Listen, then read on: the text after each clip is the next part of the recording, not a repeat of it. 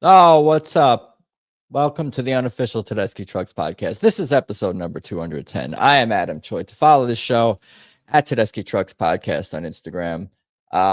Please like, subscribe, do all those things on all the platforms. That's appreciated. I'll get the audio version out later tonight, tomorrow for sure on Spotify, Apple Podcasts, however you listen. Patreon.com/TTB podcast to support. Thank you, Kathleen, Stacy, Troy, Daniel, Mariah, Bo, Marion. It's appreciated.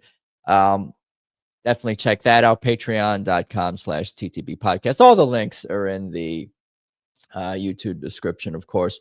Weedside and Woodside, Randy's spot for your THC and CBD needs if you're in the New York City area. I think he might be joining us too later on. He was representing the Long Island chapter, so to speak, of the Kofi Burbridge Day of Service. We got a big group today for part 2 of this, and I am super excited for that. I think this is a record, but let's bring on all of them and a couple of newcomers for sure. We got John, Joe, Kirka, all returning, and now we got Jeff, Gabrielle, and Fred also joining us. It looks like almost like the Brady bunch up there on the screen. Oh, what's cooking, everyone? What is cooking, everyone? Let's start with Fred. How are you, and where are you, and what city are you representing? And before we even talk about Kofi and your day of service, I want to hear a little bit of like your history and your connection to TTB and how you got into this band and in this world. Sure. So I'm Fred down in San Diego, just 100 miles or so south of you, Adam. I led the group here in San Diego on Kofi Day.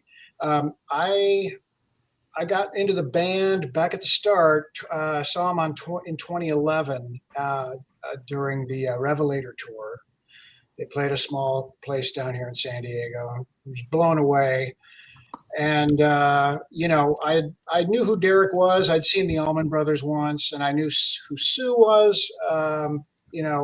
But had her CD, I think. But the fact that they were together and that event was so cool because it was kind of small, and I think I'm a musician, so and every musician in town was at that gig. It was like everybody I knew was there, so it was cool. And we've made a few. My wife's a big fan too. She's a musician as well. We've made a few pilgrimages. We've been to Red Rocks a couple times. We've been to Dallas to see him with Chris Stapleton, and just this last summer we made the pilgrimage out to the Beacon and saw a show there. So yeah, we're big fans.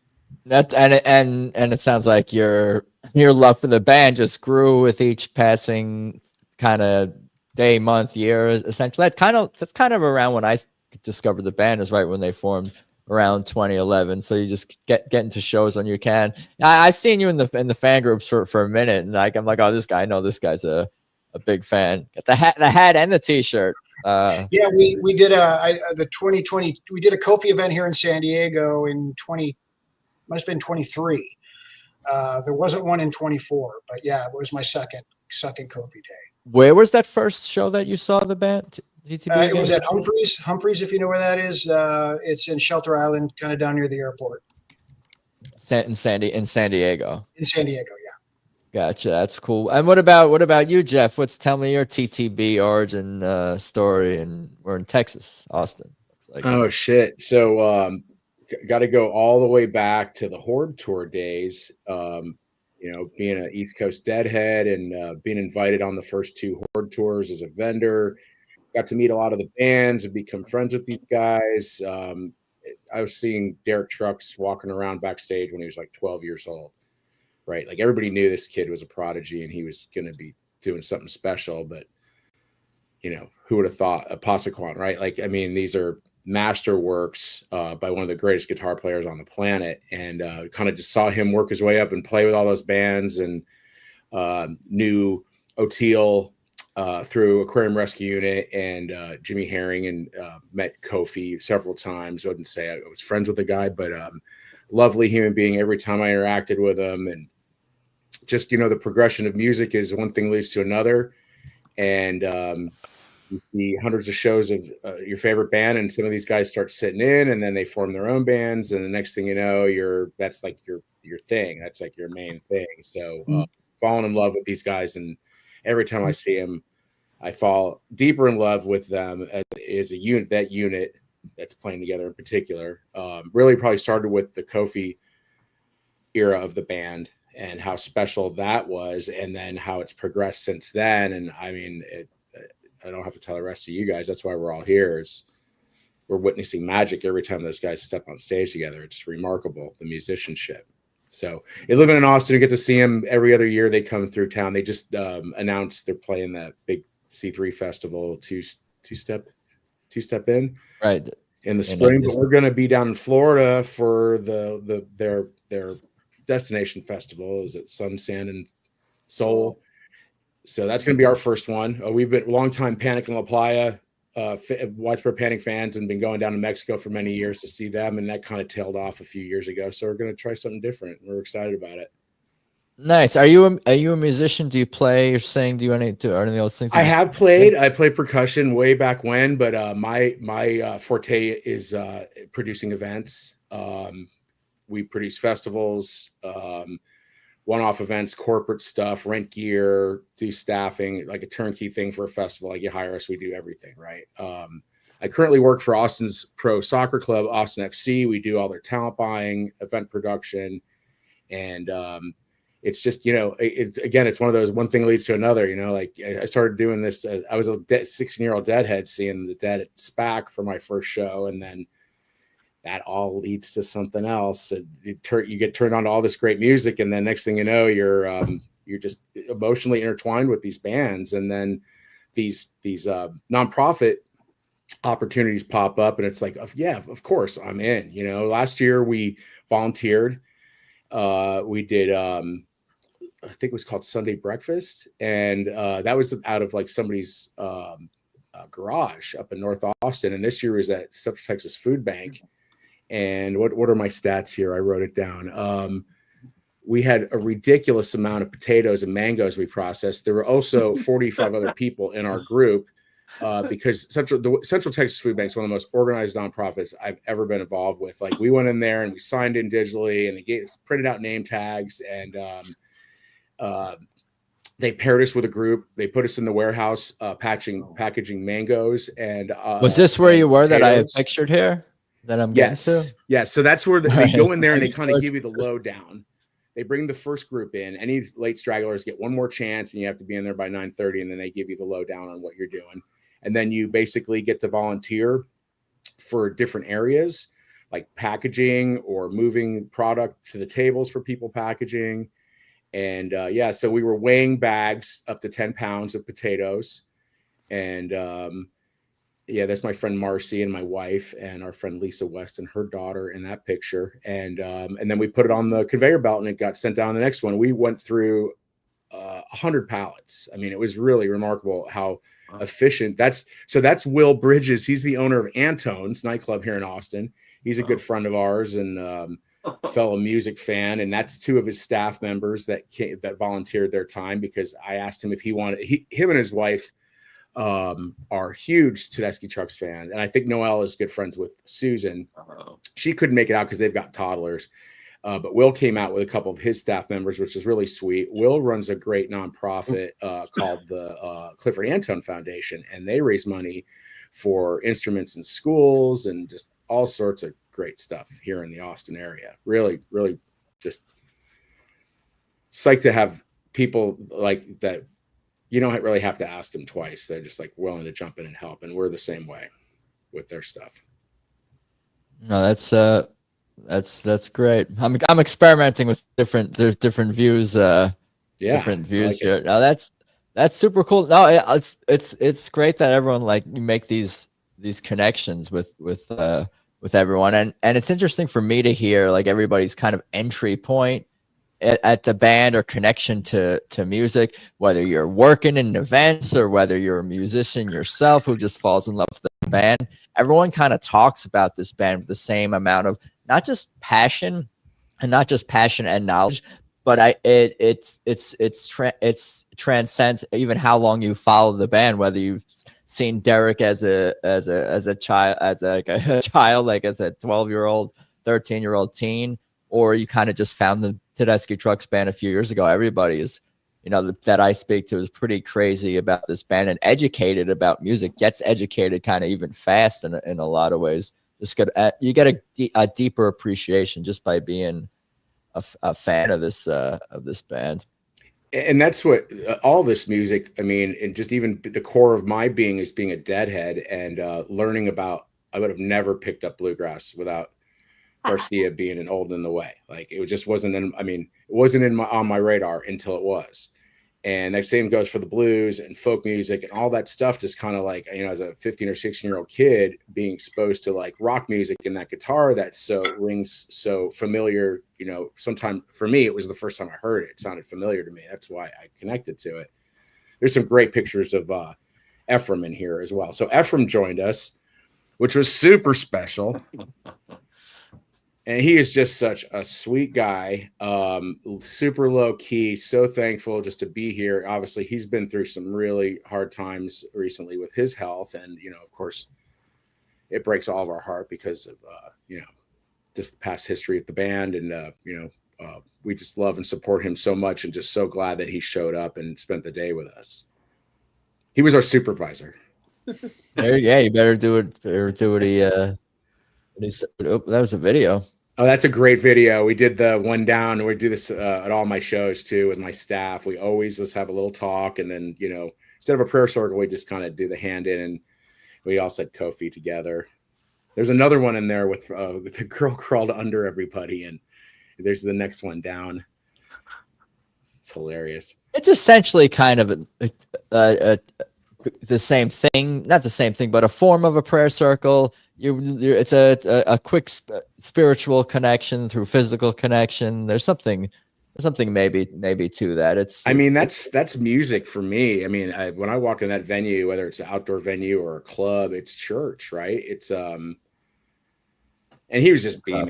He was just so cool. He felt the love, and we were so glad to make him feel loved and appreciated. But yeah, it's church for me. I mean, whether it's a Sunday, never miss a Sunday show, right? But every show is just such a blessing. And the older we all get, I think we all appreciate, especially when we lose people like Kofi or Garcia or Mike Hauser or Widespread Panic or any of the guys. Alan Woody is a dear friend of mine. That every day is a blessing, and that every show you go to could be your last, and it could be the last time you see one of your best friends. We lost a dear friend of ours that was pretty heavily involved in the Panic community and big fan of Tedeschi Trucks band. His name was Marshall Hildebrand. We lost him this summer. And the last time we saw him was at the shows at Waterloo Greenway. We sat next to him. We hugged him. We loved each other. And then, 2 weeks later, he's gone. So, all these artists are getting, maybe not Tedeschi Trucks band, but a lot of these artists are getting older. And I always say, man, like, you love a band, you see them when you come through town, and skip whatever else is going on and just go do the show, Yeah, I've got to appreciate the music when we can. I'm sorry to hear about, and about all these losses, but yeah, Tedeschi Trucks is a band that, I don't want to say embraces loss, but they give us something to their music helps us healing. They're a healing band in the sense. Like I think about whether it's death or any kind of loss or turmoil or they've given us these songs, these soul sweet songs, and I Can Feel You Smiling. We have these songs for the rest of our lives because unfortunately there's death is a part of life, not to be trite, but like it's great to have these songs like. I know I'm gonna be leaning on music to get by, and it connects you to the people that you've lost, and it makes you remember them in like the most lovely way possible when you make that connection between the music and those people that are no longer around, whether they're the musicians. I mean, those Allman Brothers songs, that those are all heart tearjerkers for me. Every one of them is connected to something or somebody. Same with the Dead and Panic, and anytime there's a loss, I think those songs ring even truer or louder in some of those ways. And sometimes it's really hard to hear that too. But then you can always go back to that, and that's part of the healing process too of music. Honestly, it's a really beautiful thing, I think. We're in deep. Gabrielle, how are you doing? Where you're in Denver, right? Tell me Denver, about you. yeah, Denver, Boulder. Tell me about your history with TTB. Well, I guess it kind of pieces out with the whole background family, right? So I'd have to say I saw my first government mule show back in '98 and hooked immediately with Alan Woody. And that's awesome that he was a friend of yours, Jeff. That's amazing. I couldn't imagine. He's just like idol to me. But saw them play with Panic, right? And I was hooked on them ever since. I mean, I obviously knew who Warren Haynes was, but then just the whole tie-in with the Allman brothers, with the whole Trucks family background, it's just kind of went from there to there. I also am from Minneapolis originally, and we have a huge music community family there. It's what most of us just did in the cold and the dark and the winters. And, huge Prince fan as well, but that's another story. But I think I saw Derek Trucks when he was like 16 playing at a street fair called Cedar Fest in Minneapolis. And he couldn't play that late because he was too young to stay on the stage, right? And so I think he had to end by 9 or 10 or something. Anyway, so seeing the Derek Trucks band for years, getting introduced to Kofi, and then I moved to Denver, I think, in 2004. And then this is just a huge music community. I moved out here for the mountains and music, and coming to Red Rocks as often as I can, which is like church to us out here, right? I mean, it's like, it's just beautiful. So they've been playing, I think their Tedeschi Trucks band first played there in 2019, maybe. And so I've been seeing them every year. And they've been coming now the past few years around my birthday, which is August 3rd. So I always get my birthday show, and that's always super special. And I think one year they played with Greg Allman, the Allman brothers played with them also. So that was just amazing to see Greg Allman and Warren, and just that combo was absolutely amazing. So I'm just a big music fan. I too am an old Deadhead, and used to tour with Dead, and now as an adult, I'm just a total music fan. I'm not a musician, but I just know a lot of the linked and inner history with each of the band members, right? And I think I saw Susan when I went to go see Widespread Panic in Athens when they recorded the live at the Classic City. And I was with some friends, and didn't have a ticket for one of the nights, and I got nabbed trying to sneak into the Classic Center. And my consolation prize was going to see Derek across the street at the Georgia Theater. And Susan, this woman named Susan, was opening up for him. I think this was in 2000. And I had never heard of her or seen her before. And I'm there by myself because I wasn't with my friends, right? They all got into the show. And so I'm at the Georgia Theater and just sitting there by myself. And this woman comes out in a skirt and looking all feminine and just gorgeous. And then she just picks up her guitar and just starts ripping. And it just blew my mind. And I was entranced for the rest of the night. And then, of course, Derek came on after that. So I was like, I think I even won more so than going over to the Panic show, right? I was in awe, and all I could do was keep talking about it to my friends afterwards, after the shows ended, and they found me at the Georgia Theater, and I was just like, oh my God, and raving, and so that really kicked it off for me. I would say 2000 with Susan Tedeschi, and then later on, little did I know that they'd actually get married and then create this beautiful band and to give love to all of us with all of their talent. And there's so many of them on stage. It's amazing to watch them, right? And so I was involved with Kofi Day of Service last year, and I think I did the year before, but I can't remember. It seems to be blending in with another food pantry or something that I've done work with. But last year we did here in Denver, Souls for Souls, which is kind of cute. It was a shoe place, and there was all these like Far East country shoes that were donated from these companies that we I'd never heard of. But we sorted through the shoes and got through all of that. And then this year, Renee was finally able to nail down Conscious Alliance. And Conscious Alliance is a nonprofit. They're nonprofit. They're amazing. They're amazing. I'm sure you've seen posters that they make, but they partner with bands and artists and fans and host food drives at concerts and music festivals across the country. And most of their food donations, which is what we were doing this year with Conscious Alliance in their warehouse, and we sorted through about 6,000 pounds of food, which amounts to about 5,000 meals for people. And they send this food up.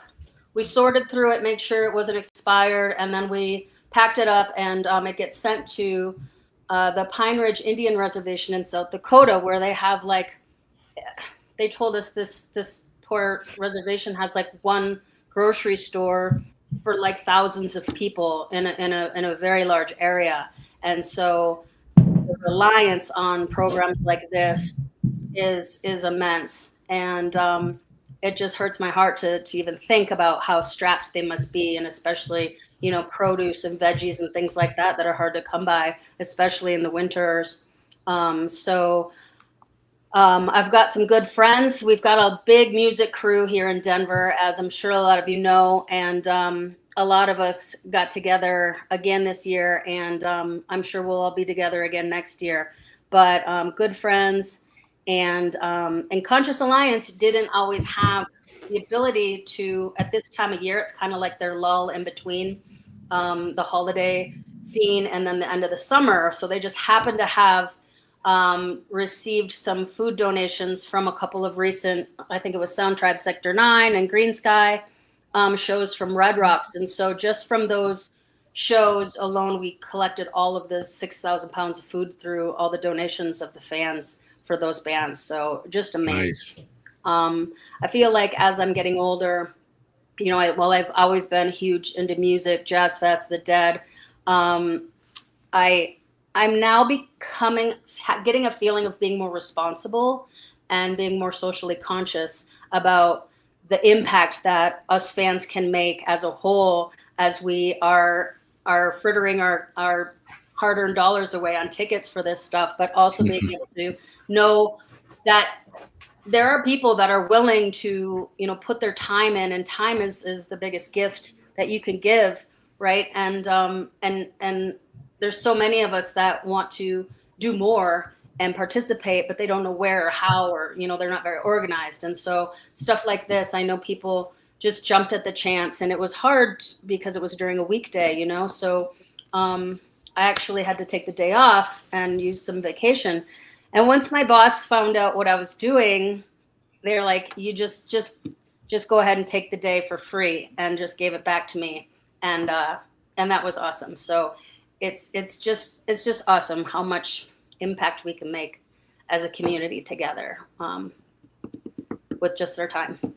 Oh, that's great. And I guess I can't speak for all fan bases, but I think, there's something to be said for TTP that draws in people that have this sort of attitude and approach towards music and towards giving back to the community and time, and just having, head screwed on straight and good values and all these things. I appreciate it. Chris, I was gonna say, Chris, how you doing there? You were with me out in out in LA. Yeah, I'm doing good. Just wrapped up work, sitting here. There, nice. Your volume's a little low. I don't know if you're far from what your microphone or something or whatever. Is that better? A little louder. You're echoing, but it's all right. Well, you can tell me I'm too loud as it is. So. That's all right. And the more whiskey, the louder, right? I don't know what happened, but yeah. All right, I'll speed it up. But LA, I was with you this year and 2 years ago. I was in LA where I first met you. Oh. I did. That's right. I did Washington D.C. last year, I was out there for the Bay Fest. No deal was playing. So just because I happened to be there, I signed up because I didn't want to miss it.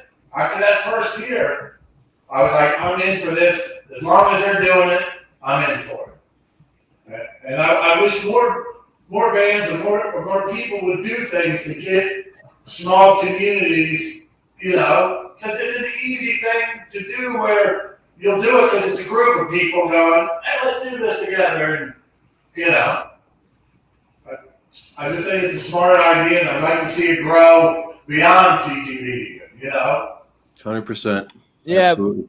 maybe we can go back to the to Angel Food and do it again and volunteer there. I'm gonna drag some other people with me. That's like, I'm grateful for the connection to these places that, it's all because of Kofi, all because of TTB. You guys hear Chris is pretty echoey. Where do you guys hear you are pretty echoey? You might want to find another spot, or I'm not sure why. You don't look like you're in any particular. It could be your microphone or your source here. Maybe you're. It's a computer. I'm just running through an iPad. Yeah, iPad microphone. All right, well, it's all all good.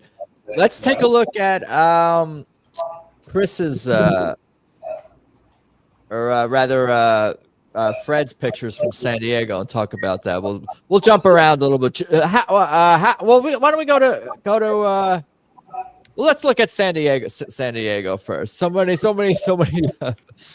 lots going on here. All right, let's pull up that.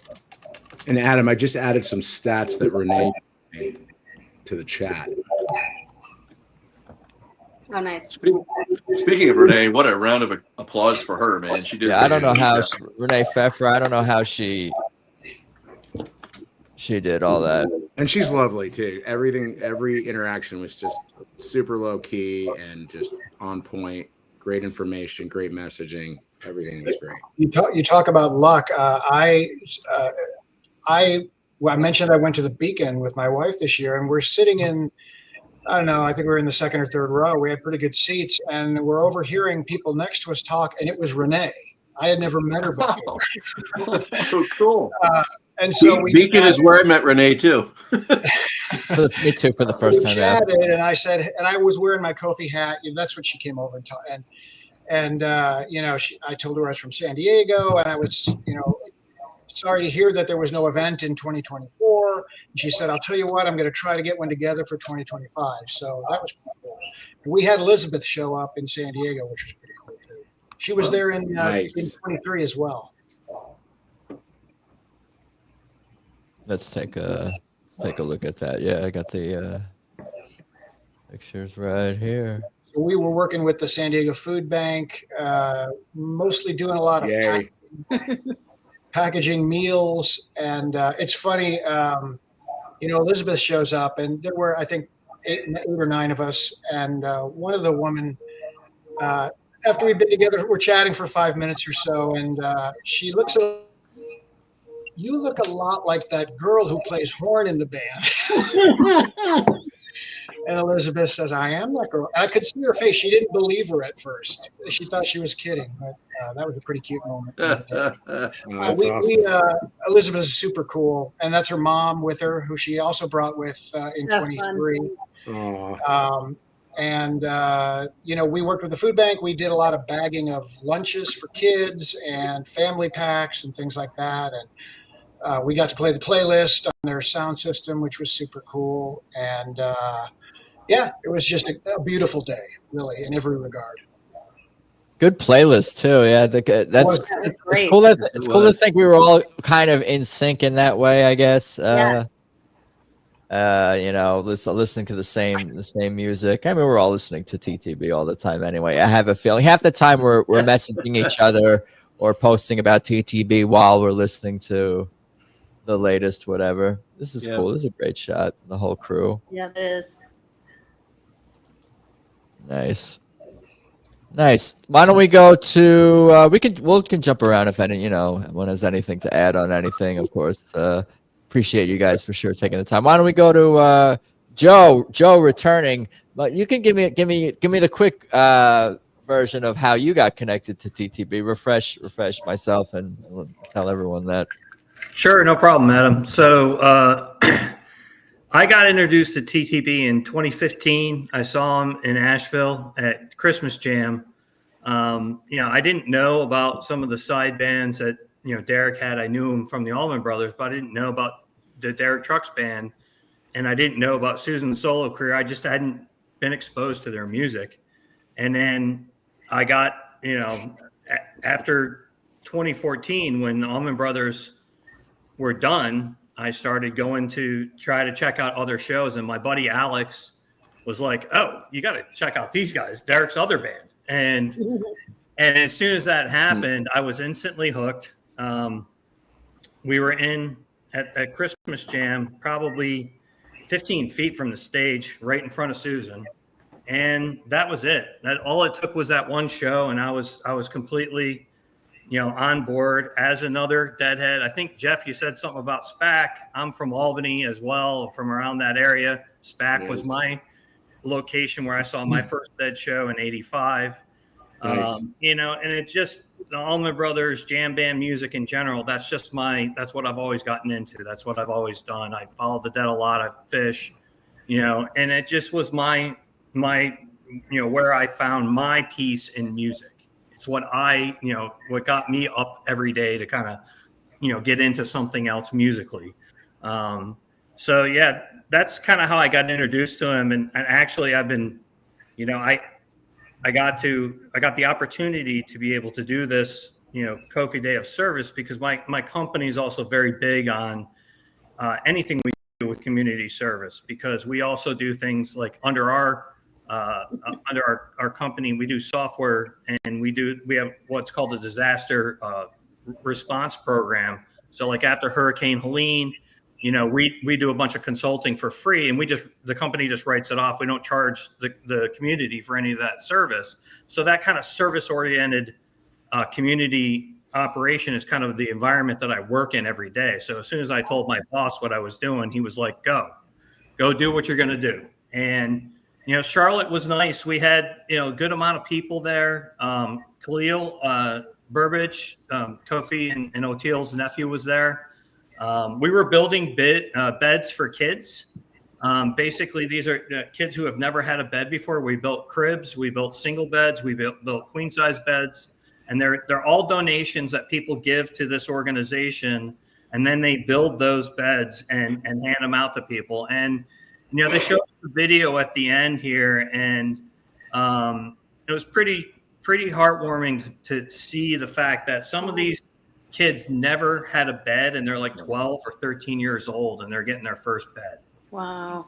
And it made me really realize how lucky I am, and why you do things like this for the community around you, and you have that sense of community to try to grow it.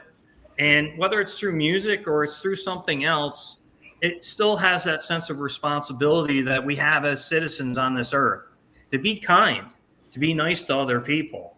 And it was just an amazing like whole afternoon to do that. And Khalil was really funny because he's asking me, I was working with him most of the afternoon, and he's asking me questions about like when I got into music and when I started, when I got into Tedeschi trucks, or when I got, who was the first band I saw. And he plays in an R&B band here in Charlotte. And so we were just talking about different music and talking about different things that we got into as far as the music goes, and how we, got into it. And he was asking me about like, when was my first Dead show? And I told him, SPAC in '85. And then he's like, so you've seen them a lot then? And I was like, yeah, that's one of the main bands I've seen a lot. And I said, but there's plenty others. And then I told him about like how many times I've seen TTB over the past 10 years. And he's like, okay, you're definitely committed. You really And I was like, yes. And when I really go in all the way. And it's like what Jerry used to say. People that like us, are like the people that like black licorice. You really got to like it. It's that kind of thing. And that's what I am with certain live music. So the day I just felt so rewarded afterwards giving my time that way, because I knew that, deep down, these folks that were getting all these beds, we built a lot of cribs, but those cribs also turned into day beds and toddler beds. So they were something that those kids were going to have for years after that.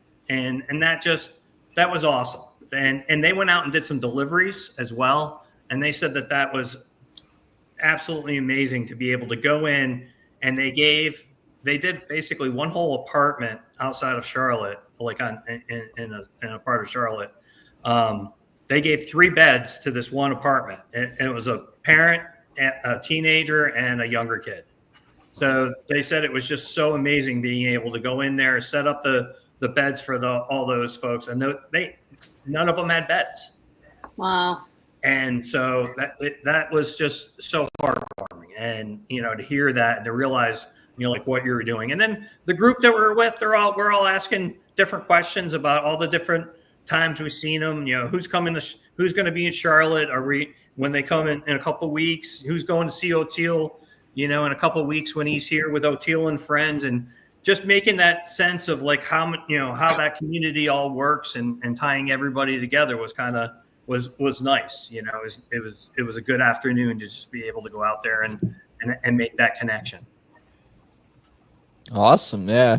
It's uniting, even just to see everyone in the t-shirts like that. It's good. It's a cool design too. And, they're super clunky and soft. She did a good job picking them out. The heart is iconic. Yeah, it was funny because when I walked in there, I had on my other Kofi shirt just in case, because I got stuck like trying to get out of a meeting, and so I had that on, and they're like, "Oh no, we got to get you the right shirt. You don't want to get that one all dirty working here today." I was like, this looks challenging. There's a lot going on. You got to build stuff. Put me in separating. I'm separating cans, or we were. We had every bed had a kit and screws and washers and everything to put all the beds together. And a couple of the beds, they were missing a couple of parts, but you had to make sure that we were putting them together the right way because of the safety for the kids.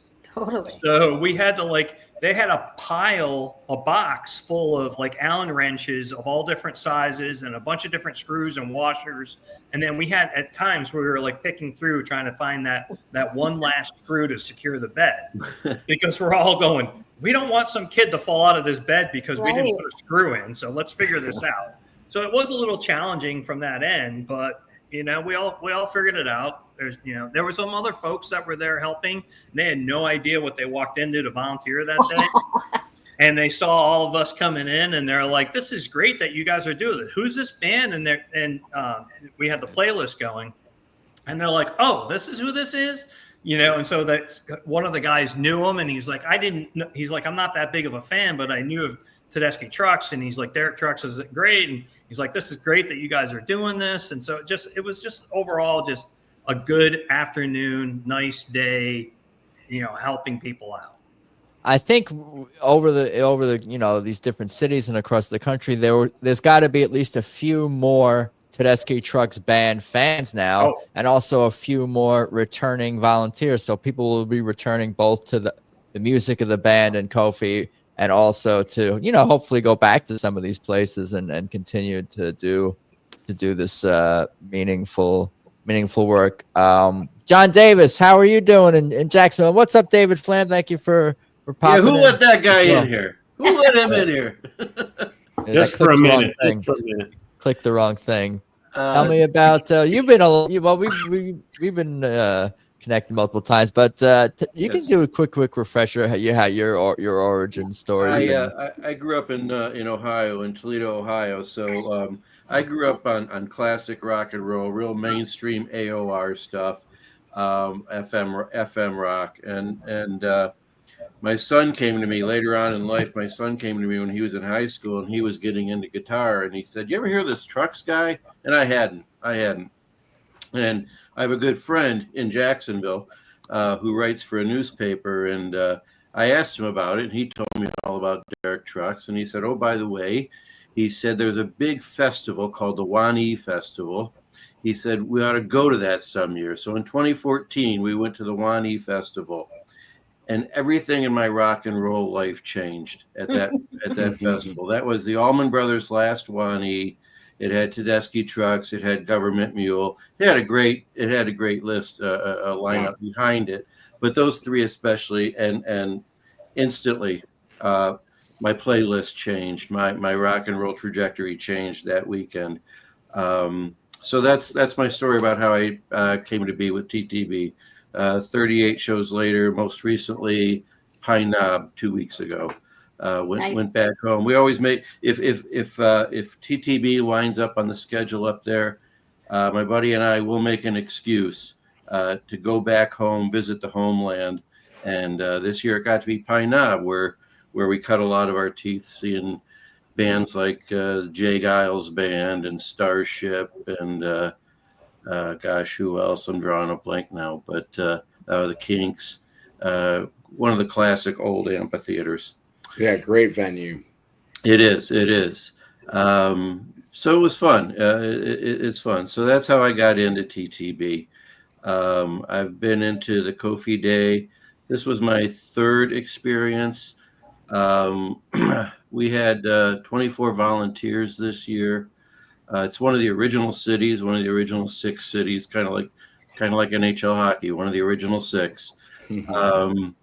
And so they're very proud of that. We, I think we have 1 or 2 that have been there all 5 years. But we had a really good crew. Worked our butt off under the hot sun, under the hot sun of Florida. I hear all these impressive statistics that you other leaders are talking about, and I wish I could quantify what we did. I can tell you that 24 people went home with about 250 pounds of sweat clothes, sweaty, wet clothes. This is a garden? This is a farm. This is Eartha's farm. Eartha White was a woman, turn of the century, a woman of color who did a lot of work for the people of color settling in that area. And she went to a baron, a land baron, and this she was so prominent in the work that she did in Jacksonville, and she got this man to commit to her 10 acres, and she converted this 10 acres to not only her home but a community farm. And this 10 acres happened to be riverside, so it got great irrigation on a regular basis. And fast forward to today, almost 100 years later, I think, and it is a community farm and a community farmers market on the weekends where those who need can go and fill their market basket with fresh fruits and vegetables. We helped them open up this it's about 5,000 square feet, maybe a little less. And we had some people tilling. And by the way, that is Derrick's younger brother, I believe younger, David. David, yeah. Yep. We had a great day with him. He and his wife were with us. And then we also had Bobby Tees and his wife and son. And we had the woman who created it all. We had Debbie Trucks with us. And as far as I'm concerned, she can just sit there and point and say, I did that. But she was wonderful. She was wonderful to have there. We cleared a nice plot of land ready for the next planting. We cleared a lot of weeds. We prepped and pruned some irrigation plants that are there strictly to help the other plants. We moved about 10 cubic yards of mulch for pathways for the gardeners to work the field, to work the plots. So a lot of it's hard to quantify, but 24 of us for 3 hours worked our butts off under the hot sun, and that's the kind of stuff that ends up in the kitchens of what some of you did. So we're in the early stages of it. I'm very proud of the Jacksonville group. What you've already said, I echo. Renee is just so great to work with. I've had the pleasure of knowing Renee I don't know, maybe 8 years or so. I also met her at the Beacon Theater.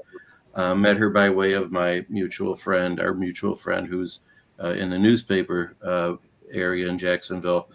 And she's just, her leadership is amazing. And she's a very organized, extremely organized. I'm guessing that all of us were well taken care of by the time we got to our volunteer location. I'm guessing we all had any of those pesky questions already answered, and we were comfortable going in. Tell me I'm wrong, and I'll correct myself. But Renee has that kind of organization, that kind of leadership.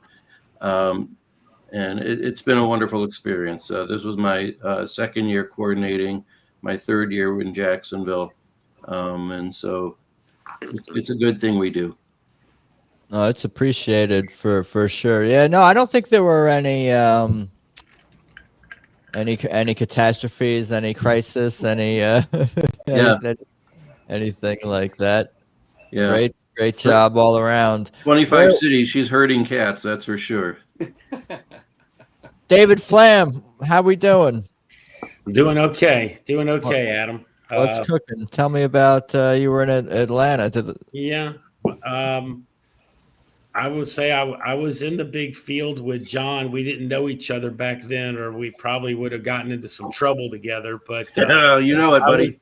I was at the Wanee Festival in 2014, and I actually got to experience it the year before. So in 13 was my first time seeing Derek at Wanee. I was there 13 and 14. So unfortunately, John and I didn't know each other back then. But we had a pretty small group in Atlanta this year. I was a little disappointed. We had 20 people sign up. It was full.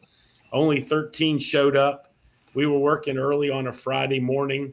Open Hand, it's called. They're packing food for people with illnesses, can't get out and about and everything. And so didn't really know what we were in for. And we were like some of the others. There were other people there volunteering. It wasn't just a Kofi group. So we had probably about 20 or so all together, formed two lines, and we're scooping food in, and it's sealing it up and this, that, and the other. And I mean, we were working pretty hard. I couldn't believe it. And I was talking to the fella there, Donnie was his name. And I said, well, what's our goal here? 9 to 12, we're kind of on the, I mean, it's going, the conveyor, it's going. And he said, yeah, we like to do about 2,500 in the 3 hours. We got done. He counted up. We were a little over 4,000 that we were done. So I was pretty proud of a small group really working hard. And funny story is I told my sister, who's a much better person than me, big music person as well, and she volunteers at Open Hand regularly. And I said to Donnie, I said, I met him and I just happened to throw out, I said, I don't know if you know my sister by any chance. And I tried to describe, he goes, Miss Susan drives the little blue Prius. She's here all the time. We love Miss Susan. And he starts telling the other people at work, he's like, this is Miss Susan's brother. This is Miss Susan's brother. Got to say hello.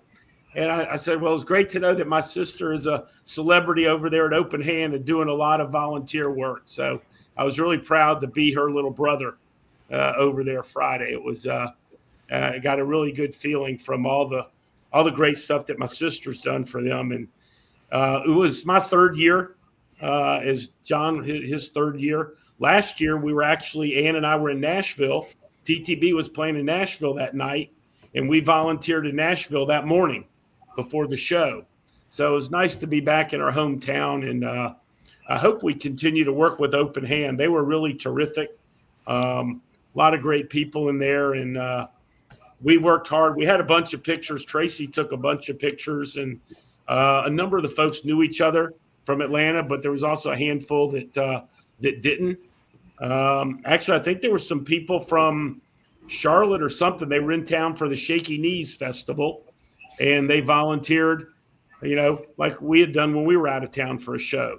So it was nice they came in and helped out in Atlanta. They've been feeding, I think, 29 counties in Georgia, and they just opened this new facility, and they said they're now going to be able to deliver statewide. through Georgia through this open hand.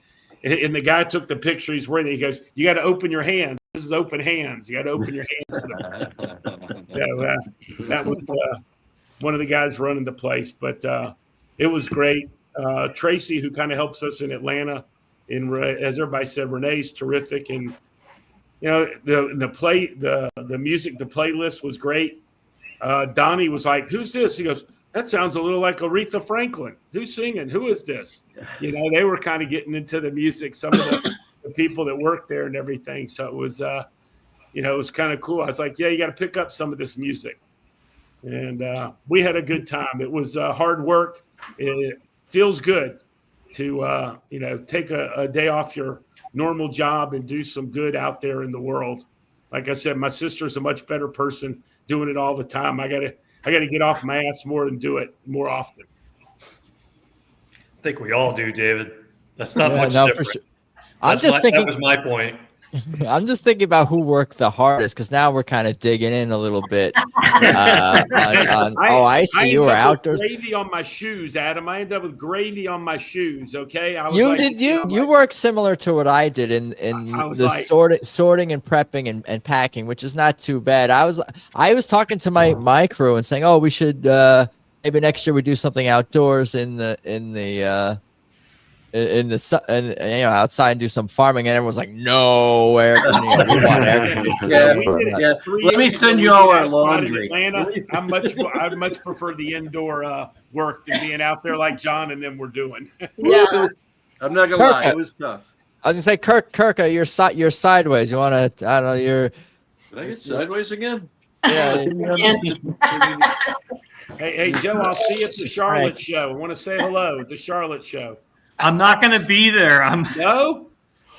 So my buddy Alex, who's been on here with Adam before, bought me tickets for Tedeschi Trucks in Raleigh and Government Mule the next night in Raleigh as a surprise. So I'm going to miss the TTV show here. I get it. I hear you.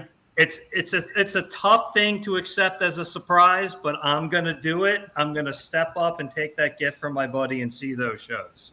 Nice. I wanted to bring in Trisha from Mr. Holland's Opus Foundation. She's been on the show, and I wanted to talk to her about the Jacksonville school that TTB adopted. How are you? Hey everybody, I'm doing well. How are you? Oh, thank you for joining us and rejoining me. Look at that. You got everything. Oh, super cool. Good to reconnect. I'm glad you joined us. Why don't you just tell us about your organization, connection to TTB, and I can pull up the site and all that too when we're ready. I mean, first of all, this is the coolest group right here listening to you all, and really appreciate everything that you all are doing in this day of service and hearing your stories and the commitment that you've made on this very special day. It inspires me. So I really appreciate it. John, I couldn't agree with you more about Renee. She's been wonderful to work with. And Joe, while I don't like black licorice, I love Tedeschi Trucks fan. So and it's a Jerry Garcia quote. I can't take credit for it. Love it. And Adam, thank you for hosting this. How cool. I mean, this is great that you provide this platform for everybody. So you all, I've been with Mr. Holland's Opus Foundation for 26 years, stepped into the president and CEO role in April of 2024. We do a lot of things, but essentially, without boring you with details, the heartbeat of everything that we do is to place instruments in the hands of economically disadvantaged students at schools across the country. So we do that through a number of our programs. We've had a long-standing partnership with Tedeschi Trucks Band. Susan and Derek have been super supportive of our organization. We get proceeds from their Red Rocks concert through AEG. They have promoted us from, on stage talking about our work. They did an auction through Sound Waves, which was a visual art piece with the theme of one of their pieces, and we received proceeds from that. They've done auctions through numerous auction houses where we've been the beneficiary. I was just looking at this earlier today, and I think that we've received over $150,000 for the Kofi fund over the years. And that is in addition to the band, individual supporters across the country. I had my team also, because I'm getting ready to reach out to the band to thank them and give them some pictures and stories of the supporters. But I was looking at the quotes that come in with the donations that we've been receiving over the last few years, and it's pretty remarkable, like coast to coast in between, and just everyone sharing their love for Kofi. And I think that this day of service is so remarkable in continuing his legacy. And I love hearing the gratitude and the experience, statements like I should get up and do this more often, and how rewarding it is, and to know that you're, giving people in need beds. I mean, that's powerful stuff. But the bigger thing than each of us in this is Kofi, right? And so he certainly is still alive with his legacy and the work that we're all doing. So thank you for that. It's very important. So it was kind of fun because Renee said, hey, what can we do for the people that maybe can't get out to volunteer on this day? And she had checked out one of our campaigns called Adopt a School and saw that donors across the country could select a school of their choice within a community of their choice. And she said, what if we do a school for Kofi Day of Service so that people could actually contribute and do something meaningful who can't necessarily contribute their time that day? So this school, Riverside High School, is a gem of a program. Talk about a dedicated music teacher. The majority of the students that attend this school, I believe over 80%, are economically disadvantaged. To put music program budgets into perspective in our public schools across the country, the schools that we serve, they typically have no budget up to maybe $5,000 a year. That budget has to cover uniforms, transportation, stands, chairs, method books, instruments, instrument repairs. And to put that into perspective, a single student model tuba typically starts about $3,500. Wow. So we have a wait list, unfortunately, because the demand is so massive across the US. We have a wait list of over 120 schools that have reached out that meet our eligibility requirements to receive an invitation to apply. So we're trying to get to as many as we can, but we said to Renee, hey, what do you think about using this school as a means for people to give back? And she loved it. So we have raised, as the page stated there that Adam had pulled up, just over $5,000 for the school. I'm working with my development team. We're going to continue to try to fundraise, write grants if we have to help them reach their goal, which is just, I believe, over $16,000. The reason they need our help is because the majority of students are sharing instruments, which you kind of think, well, if one student's playing a flute in one period and then another student's playing it later in the day, maybe that's no problem. But the problem is the students can't take instruments home to practice, or if they do, it's on a rotation basis. And so think, you get the instrument maybe one day out of the week to take it home to practice and you're sick the next day. And so there could be 4 other kids that are sitting in class showing up and they don't have an instrument to play because the student that took it home wasn't able to come to school. The other thing is that I don't know if this is the situation at this particular school, but I have visited schools across the country in similar situations where students are sharing mouthpieces. So there is often a sink in the band room, and I'll often see 10 to 20 kids lined up at the beginning of class washing their mouthpiece. And not only is there the hygienic issue with that, but there is also typically a 10 to 15 minute instruction loss for those kids that are waiting to wash their mouthpiece. So if you only have a 15-minute period and you're losing 15 minutes of that, I mean, you're really missing out. So we're not setting our kids up for success in those situations. So sharing is one of the top things that we try to eliminate for programs like this. So there you have it. That's what we're doing. And again, I appreciate all of you. And we are committed to this. We will, I've been here 26 years. Like, my goal in my entire career is to keep doing this until I walk in one day and my board is like, you don't need to come back tomorrow because we solved the issue. So that's my goal. So we're going to be at this for a long time.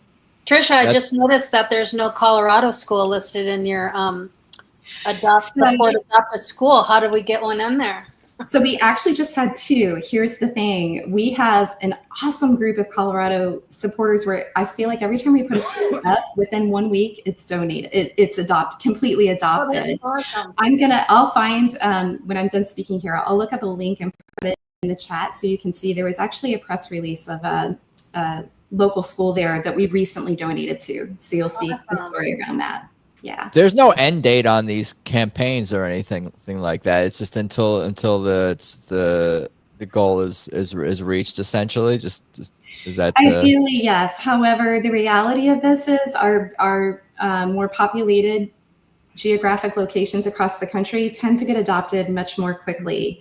The beauty of this campaign is we love those little rural schools it's one K-12 building that's serving the entire 300 population community.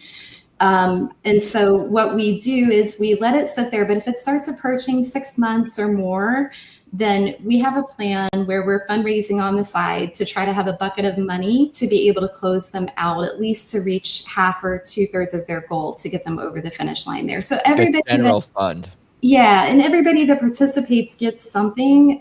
We've been really fortunate where the Van Halen family has been super supportive of us. So Eddie Van Halen was a longtime supporter. He worked with us for a good decade and left us a substantial bequest when he passed. Wow. Awesome. How cool is Can I that? share a fun fact? Yeah, share it, John. All right, Tricia, this is about the school that you're sponsoring, that you're working for, Riverside. And you might already know this, but we're a bunch of rock and roll heads here. And remember, this is Jacksonville, Florida.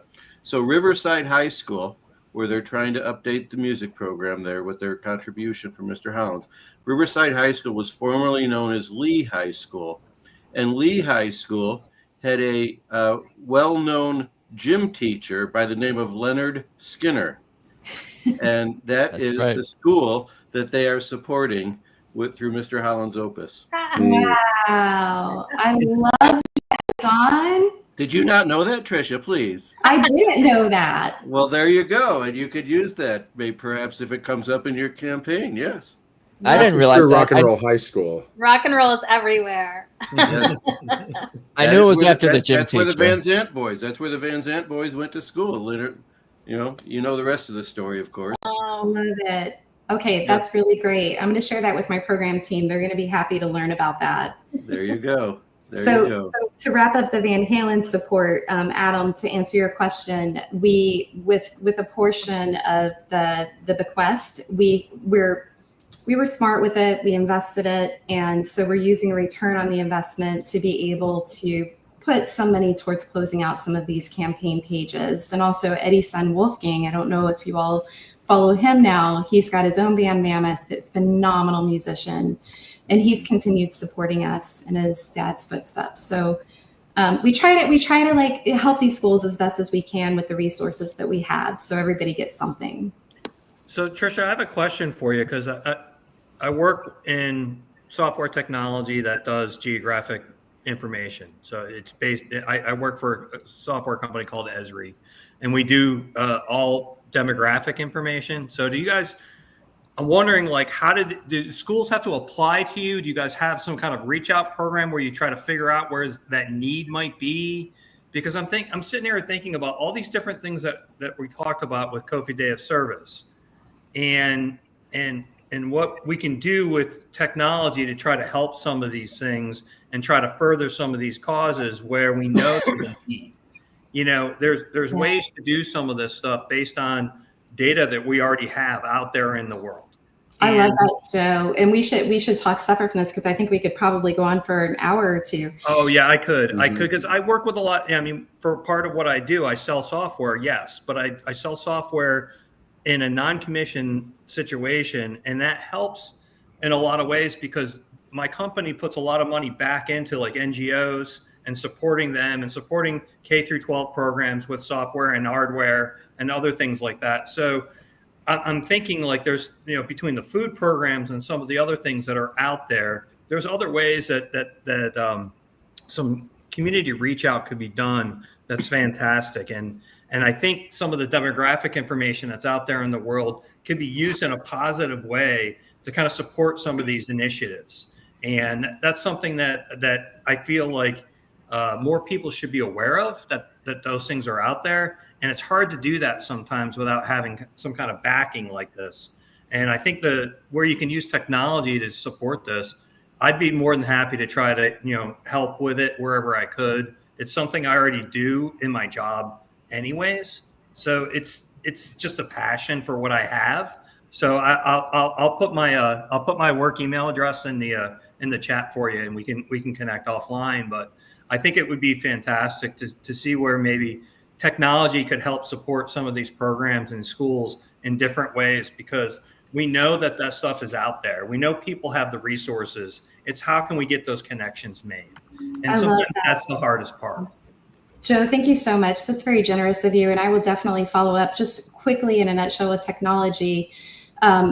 Because we have more schools coming to us that qualify than we're able to serve, locating them at this moment, we have to pull back a little bit. But to answer your early question, we do have an application process. So some people think, oh, just because there's a music program and they have a need, great, let's cut a check. No, we go in and we look, is the schedule friendly? Do they have a dedicated classroom? Has there been high teacher turnover where there's, a volatile situation with the program potentially being cut? We look at, do they have space for the instruments with secure storage, and a number of things. So there certainly are criteria that the school has to meet through our application and vetting process.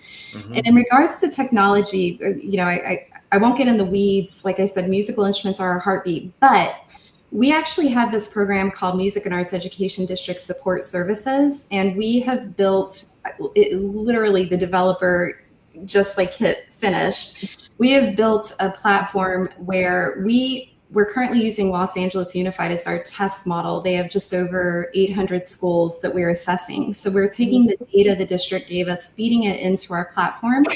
We have surveyed all of the music and arts teachers throughout Los Angeles Unified. So we're taking their responses, putting it into the platform.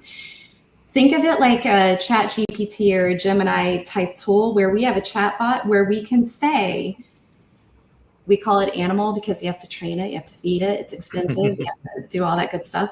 But what we can say, hey, animal, of Los Angeles Unified middle schools, are special education students represented in music education enrollment? And it will come back and it will say, actually, no, only 3% of special education throughout Los Angeles Unified middle school students are enrolled in music. Then we can ask it, what are the teachers saying about special education enrollment? And why these students may have barriers for participation? And it comes back and it says, teachers, 60% of teachers surveyed, I'm making this up, by the way, so don't quote me on these. Yeah, right. Los Angeles Unified, please do not post it to them. 60% of Los Angeles Unified teachers stated that they need adaptive instruments. So, they make, like, for instance, if your arm can't extend with the trombone, they have an adaptive piece for that. 30% of teachers have informed us that they feel that they need more aids in the classroom to be able to differentiate instruction for that population that will be placed with their general class.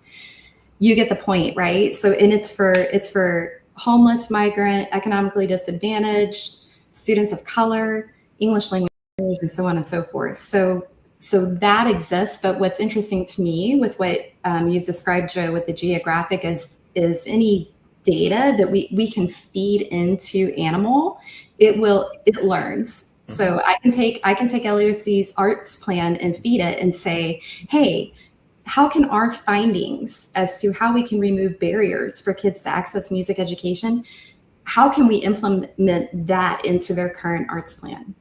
So same with you, if you had geographic information about the greater Los Angeles area that, we'd have to think through what that looks like and how it could be beneficial. We can feed it into the system and help. Yeah, people. I do a lot with AI in my technology stack, so I understand how that feeds into the models and the data that you're doing. The whole point of this, right, is Kofi Day of Service and finding ways to connect people and connect things. And this conversation might, we might be able to flush out an idea here that might just on the whim help serve some kids. And this is fantastic to me. This is why we do some of these things, right? This is why we this is why we jump in with both hands and feet and say, I'll help and see what we can do, right? Don't you think we should get the band to have all of you on stage at a concert? You all are the heroes. That's what I'm thinking. I don't know. I don't know about that. I don't know about that. It's all about that. I'm also going to ask them. I'm curious. I want to see. I just had this idea right before I joined. I'm like, maybe Derek and Susan want to deliver the kids to the school there in or deliver the instruments to the kids at the school there in Jacksonville. Wouldn't that be cool? Check the tour schedule. Just check their tour schedule and go from there. And Adam, maybe we can have you stream it.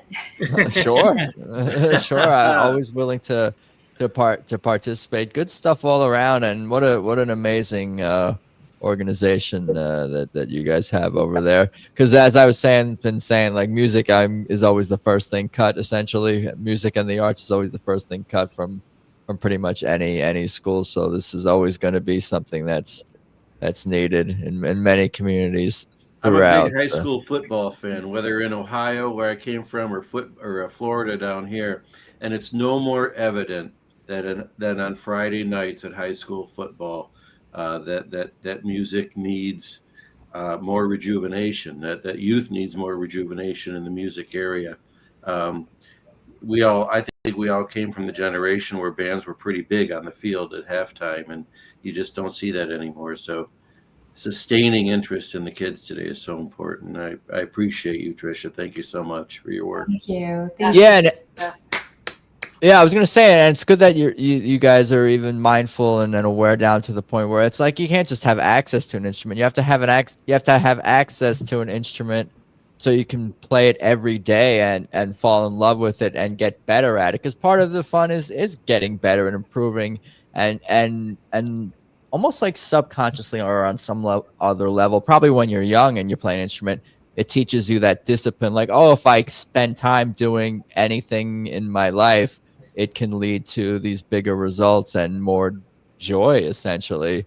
I remember the Eddie Van Halen story. Like, everyone would go out and party, and then he would be, he'd have his guitar sitting at the foot of his bed with the six-pack or whatever, and then Alex would be out partying, and he'd come home, and then Eddie would have already learned some whole nother, God knows what Eddie Van Halen was working on and what he can get done in just a few hours. But that was like his kind of like dedication. And you have to give kids the opportunity to at least, have that everyday access, really, I think is important. It's hard enough to be disciplined sometimes when you're a kid, but not even, having access to the instrument full time just makes it that much more hard to fall in love with it and get better at and all that. So and to pick it up when maybe you're thinking about doing something that's not so good either. Right. It's a positive influence. That can really lead you down a different path into the arts. That's so true, Jeff. And like part of it's all about youth development, right? So, I learned real quick in this work that for the non-believers as to the impact of music education that I think we're all aligned on, that when we started with Animal, we started putting data in front of them because we're also looking at what is it doing to their math and reading scores and their attendance and their suspensions and their behavioral referrals. And the data speaks for itself, right? So to your point, yeah. And Adam, it's so true. Like, it's so, again, like this idea that just because there's a music program and kids therefore have access, they actually all don't, because of an instrument or because their English language remediation class takes place at the same time as music. Even down to some teachers, because they have no budget, may have a required participation fee, and it's unintentionally sometimes causing our low-income students from being able to participate, or they're scared to because they know they can't afford it. So we'll go in and Animal will tell us all of this, and then we'll go in, close the door with the district, and have those conversations that this is a balance of supporting your teachers, but consider a waiver for the kids that are getting free lunch. And there's just so much to it. I'll stop there. A lot of hurdles and barriers and challenges to overcome, and I'm sure it comes with a lot of frustration at times too. So definitely appreciate you, sticking with it, because I'm sure there's been been some disappointments, I imagine, over the years when you want to be able to help, and for whatever reason, there's just too many barriers in the way, whether it be bureaucratic or otherwise.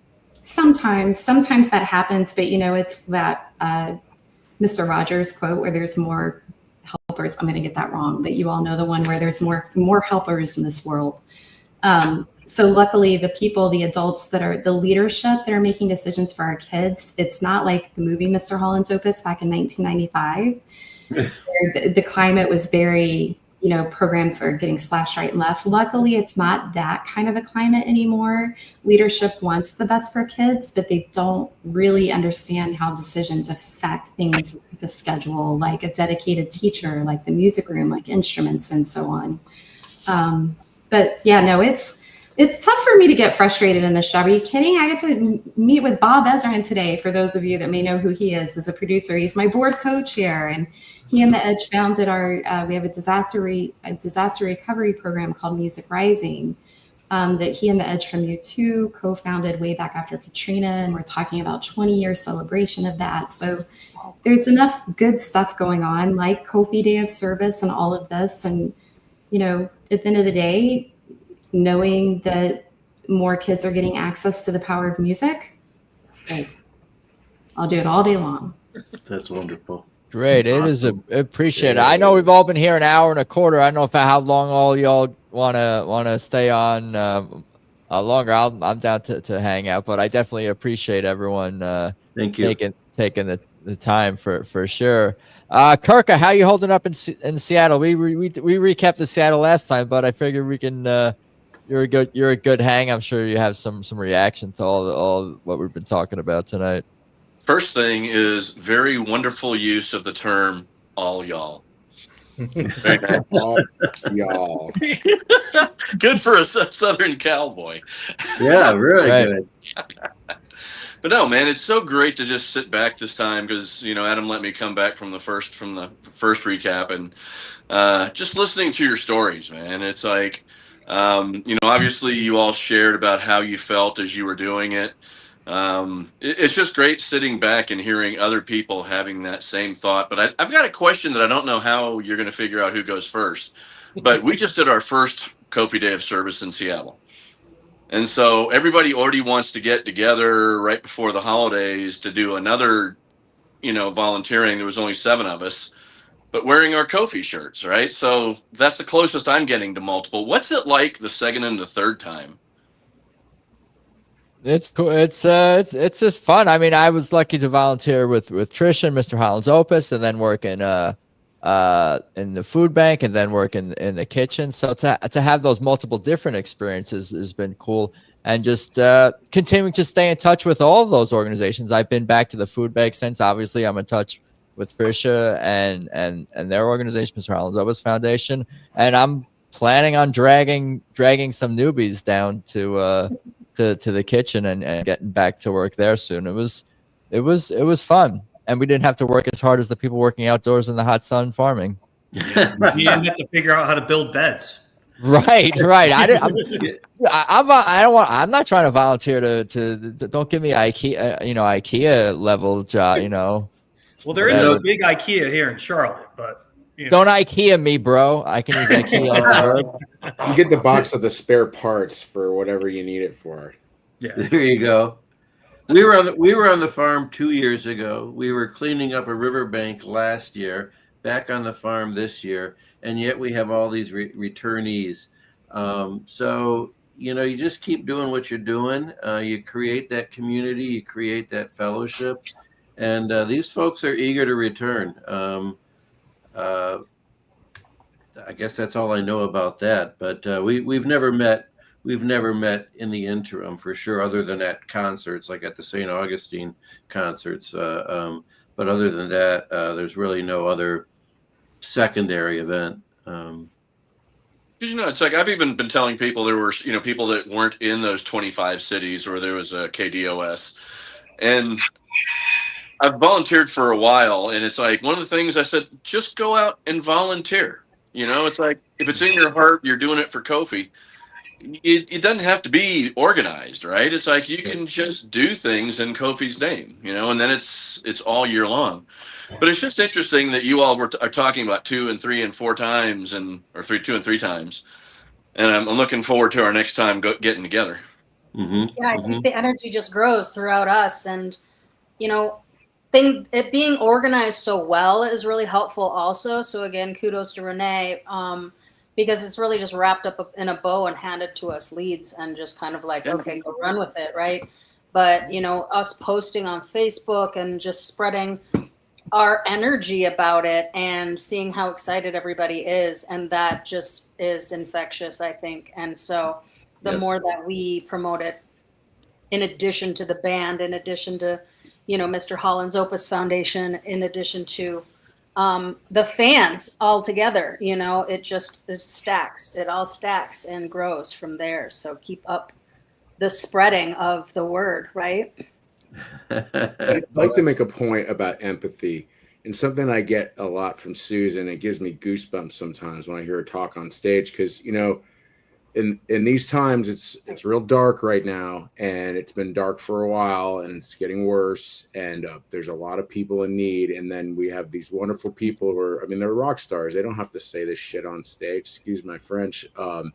They can just go up there and play and not say anything. A lot of bands do that, but they speak through their music. But then she says these real subtle things about taking care of each other that really have the most impact. And then that empathy spreads to the fans, and then the fans start to feel it too. And then they start to take that love and energy for their band and put it back in their community and in each other. And that to me is like the most beautiful thing about music. It's just, it opens your heart and it makes you feel a little bit differently about the world around you. It's not all bad.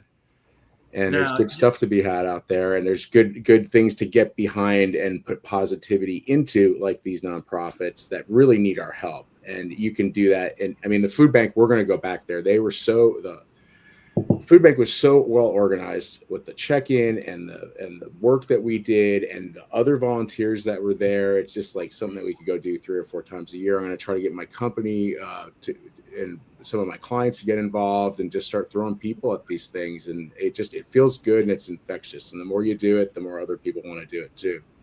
And Jeff, that's great. For the holidays coming up that, really need help. During the holidays. Yeah.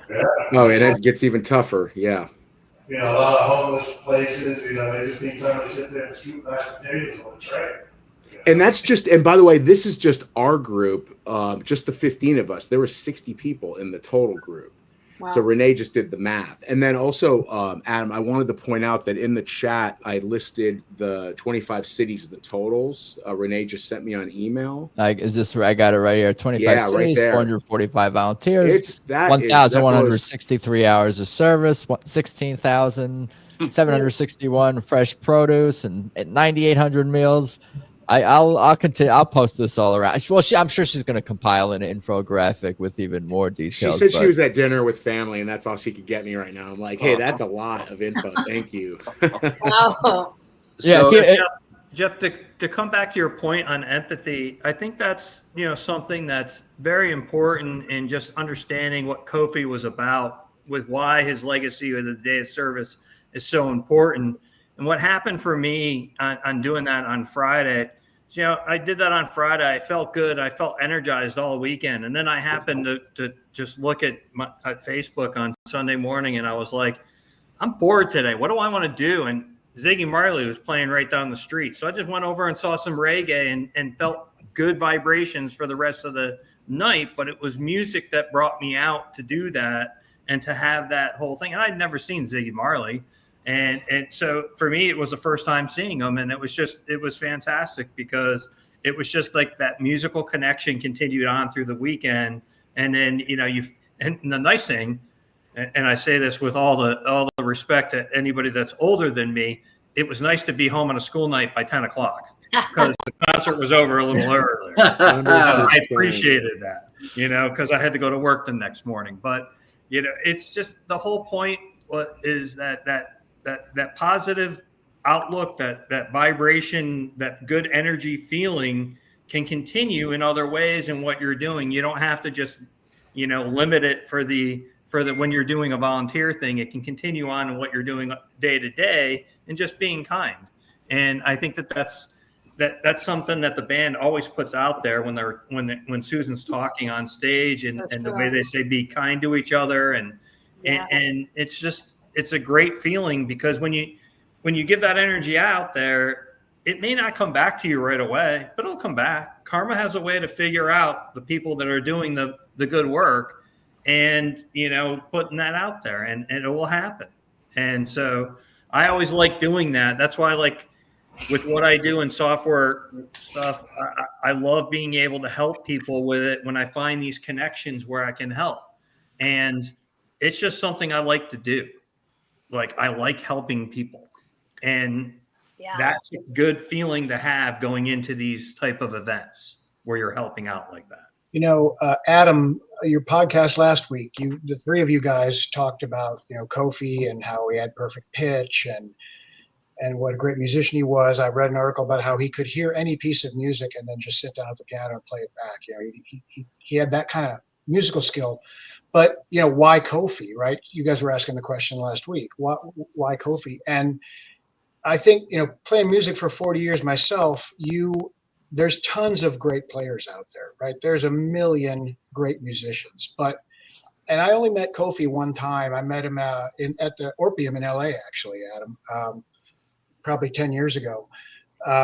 But he just had this inner glow about him. I don't know if you got how much it comes through the music, obviously, too, but just in person, there was this, I've seen that from a few people, like Buddy Guy, who we saw at the Beacon just recently. He's like 82 years old now, right? But I saw Buddy Guy. I remember seeing Buddy Guy 30 years ago, and same kind of thing. Just there's this inner energy that just seems to shoot out of him, and I think that gets into the music, and infuses the band, and he was a pretty special guy, I think, even though I only met him once. You guys probably already know this. There's a video out there called "Lest We Forget" about Kofi. It's about a 30-minute video on YouTube. Everybody from Akil to Colonel Bruce that are talking about knowing Kofi, meeting him for the first time. They talked about Midnight in Harlem, and the strings being arranged by Kofi, and how much extra he did for the band. So if you get the chance, man, check that video out. It's like, if you think you feel warm now, it's like it's a great video. It's been too long since I watched that. I was commenting. I'll put it in the chat and in the YouTube chat and the I was private just chat. in Chicago, and I was lucky enough to see What's that? I was lucky enough to see TTB and Mule in Chicago on the 9th, and I was there for work, and so I happily whisked myself over to the show after work, and all of the drama going on with Chicago and all the fodder in the news, and all of the bad messaging that they're getting about crime and blah, blah, blah. Both Warren and Susan took the time to really speak during their allotted sets back to the crowd, and really just gave thanks, speaking of empathy, and just really the messaging that they put across just, unites everyone even stronger in those communities, right? And I could tell they really went heavy on to be kind to one another, and just, lead with love type messaging. And it was just so refreshing. And they always do that, but it was just delivered a little bit more direct and explicitly, bringing the people of Chicago together. And it was just great. And Susan, Derek, and Warren, they were all playing old school guest guitars that they got a chance to play. It was such a great show. And it was at Those bands together are amazing. It was Warren's so got that perfect. soul shine too. Yeah. I was manifesting it all year, going, can I make it to Chicago? Can I make it to Chicago? And out of the blue, my boss asked me to go to Chicago, and I'm like, no way. It was perfect. Oh. But it was probably one of the best shows of my summer. So it was awesome. But yeah, they take that time and they deliver things, and everyone's listening, and you can hear a pin drop, right? And so it's just so phenomenal that that they do that, because like you said, not everybody will take that time to speak to everybody when they have everyone in their audience in their hands at that time, you know? So it's such a blessing.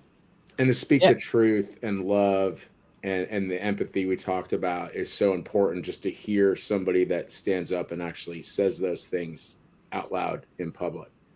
And means to all of the rhetoric and the hateful stuff that's being spewed all over social media and the news and whatnot. It's like such a refreshing thing to go to a show and lose yourself in that, but then also like hear I want to hear that from those people too. Yeah, not everybody has that. They back it up with organizations and actions that they're giving back to, and so it's not just talk; it's action, and it's just really refreshing. Yeah, not every band member, not every other band or lead singer or singers like express this sort of even little things. Just saying you gotta take care of each other. These things that Susan will belt out at different points during the show, at different songs and different crescendos, and it doesn't come across as fake or inauthentic. It's quite the opposite with her and this band. And I'm sort of in this world where I can sometimes take it for granted, but it really is such a unique thing, this sort of intimate experience we have with just being a fan of this band and experiencing live shows and listening to live shows, where you really feel that sense that they care about the world around them. And not every band, not every artist does. And I mean, just forgetting to care about the world around, just the way they treat the fans. I talk about every week how everyone has a story about, at this point, if you've been a fan for an extended period of time and you've hung out at shows, you've probably rubbed shoulders with different members of the band, and even Derek or Susan at times, most of us, I'm sure. But it's like we're rubbing shoulders with Aretha Franklin and Jimi Hendrix and Janis Joplin. These people are at that level of legendary status in the music world. To anyone that knows anything about music, especially those in the industry, of course, have great respect for just the talent of Derek and Susan. But they have this down to earth quality where you can almost forget. It's like, this guy who just threw me a slide, or this woman who threw me a pick, that's Janis Joplin level talent. That's Jimi Hendrix, that's Clapton, Van Halen, Beethoven, Mozart. B.B. King says that Derek Trucks is his favorite guitar player. I mean, that's like pretty special, right? Yeah, there you go. I was at that Hollywood Bowl show when he played with him.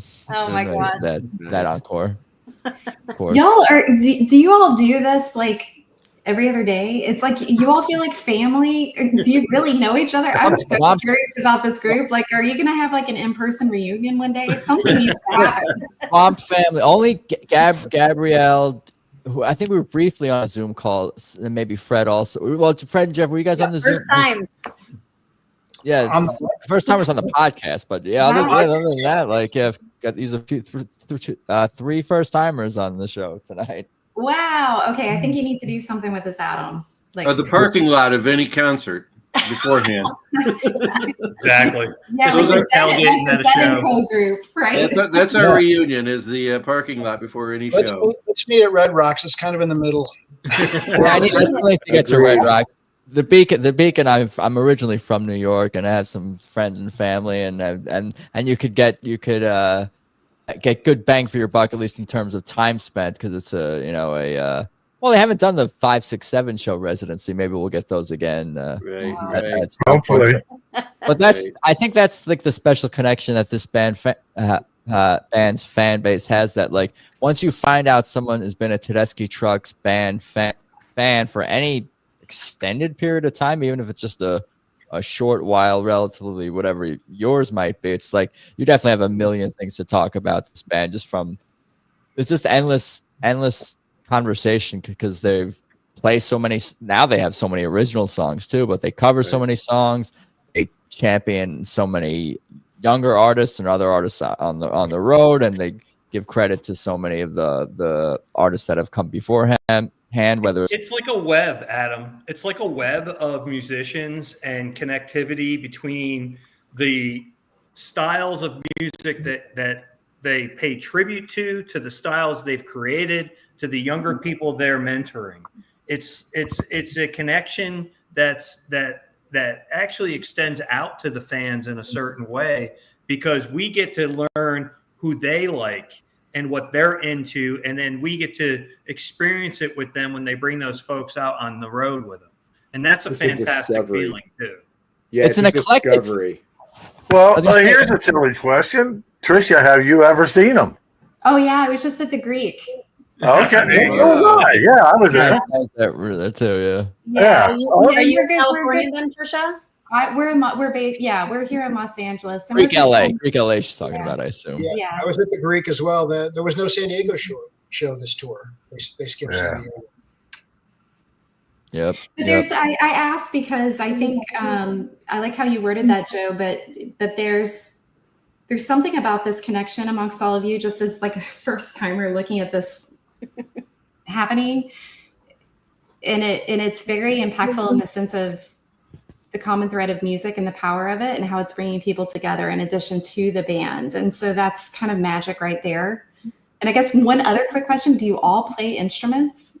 No. Well, that's what I'm gonna say. We all kind of come from different worlds. Some play instruments, some are work in the industry, some are just fans. But we all have this passion for this band and this sort of knowledge for the band on some level, and we all kind of find our spots where we kind of fit into this whole world. It's also an eclectic fan base in a lot of ways. Sure, a lot of the fans have come from either just following Derek Trucks and the Allman Brothers and Derek Trucks band, or Susan Tedeschi, or Grateful Dead, or the Allman Brothers too, of course. But a lot, some people are just, I love the blues, or I love the jam band scene, or I love classic rock, or I've been following Susan specifically for a long, whatever it is. Like, everyone kind of has an interesting entry point for the band too, and there's a lot of it's that's what sustains it, is I think you're getting when you go see a Tedeschi Trucks band, so you're getting Susan Tedeschi band, you're getting Derek Trucks band a little bit, even if he's not playing those songs, you're getting him, and his music is a part of his existence in the present. So you're getting the Allman Brothers, even if you're not getting an Allman Brothers song that night, you're going to get Derek Trucks playing slide guitar, and his earliest influences are Dwayne Allman. So you're getting Eric Clapton. You're getting the Beatles and Rolling Stones and the blues legends. You're getting all of this in a couple of hours or so. It covers a lot. I feel like with their shows. I see guitars though with Chris and Jeff, so you all must play. Yeah, but play is a good word. Play around. I get where he's coming. I get where he's coming from. Where's mine? Where are we going? Put the other way. The other way. Led me to play for a while, and then I found my skill was organizing and producing and providing different elements for events.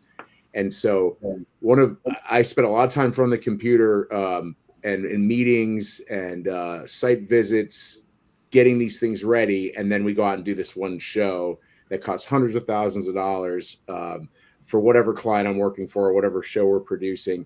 And then that moment where the house music goes on and we open doors through the end of the show and we start loading out is like, that's the sweet spot for me. And typically the day or two before that, things start calming down and the phone stops ringing, the emails stop coming through, and my phone stops dinging off the hook.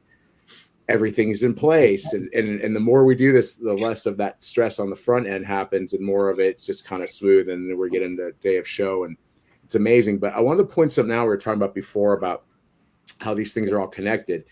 When we book bands for events, we book a headliner and you book direct support, and then you're filling in a stage or multiple stages, or you're going on tour with a band, and then Tedeschi Trucks brings in a couple openers that are smaller, like Grace Bowers this summer. I mean, not a lot of people know who she is, but they know who she is now. All those fans know who she is. And then everybody knows who Government Mule is and Warren Haynes, but there's still some people who don't. It's called cross-pollination.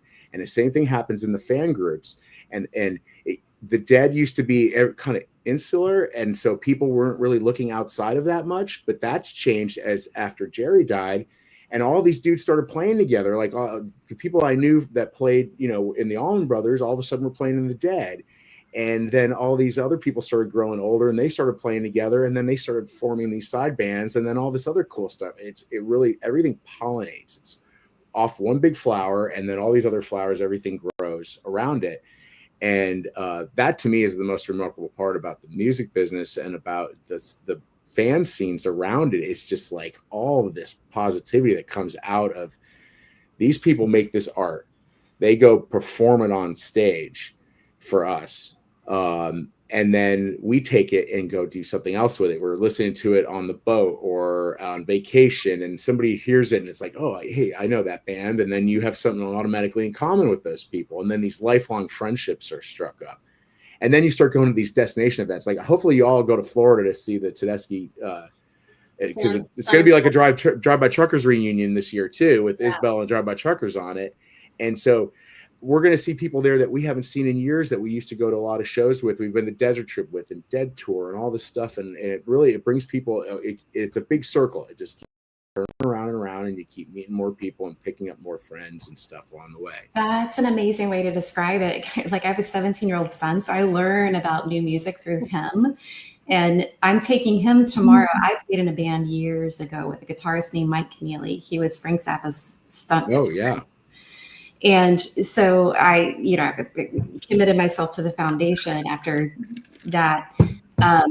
But the original Mike Keneally band is performing here in LA tomorrow night. And I'm taking my 17-year-old son, who's super excited. And like Joe Travers, who is the drummer for Duran Duran and Dweezil, Zappa, and all of it's like the crew is there. Wow.